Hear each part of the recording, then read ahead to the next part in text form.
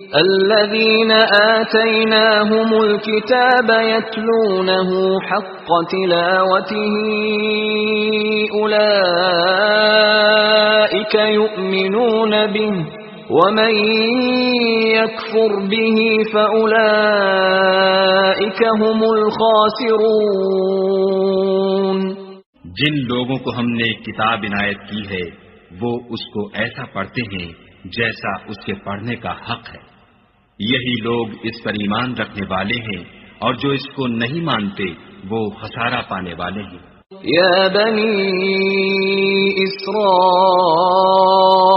اذکروا نعمتی التي انعمت علیکم وانی فضلتکم علی العالمین۔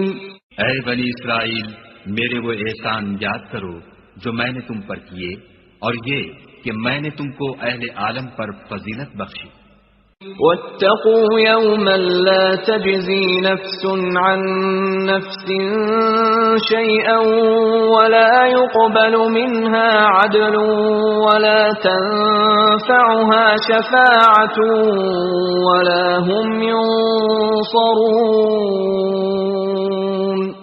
اور اس دن سے ڈرو جب کوئی شخص کسی شخص کے کچھ کام نہ آئے، اور نہ اس سے بدلہ قبول کیا جائے، اور نہ اس کو کسی کی سفارش کچھ فائدہ دے، اور نہ لوگوں کو کسی اور طرح کی مدد مل سکے۔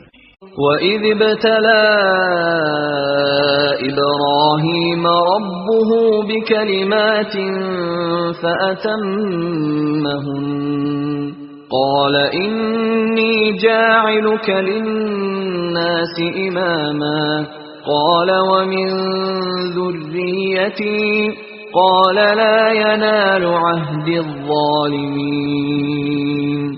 اور جب پروردگار نے چند باتوں میں ابراہیم کی آزمائش کی تو وہ ان میں پورے اترے۔ خدا نے کہا کہ میں تم کو لوگوں کا پیشوا بناؤں گا۔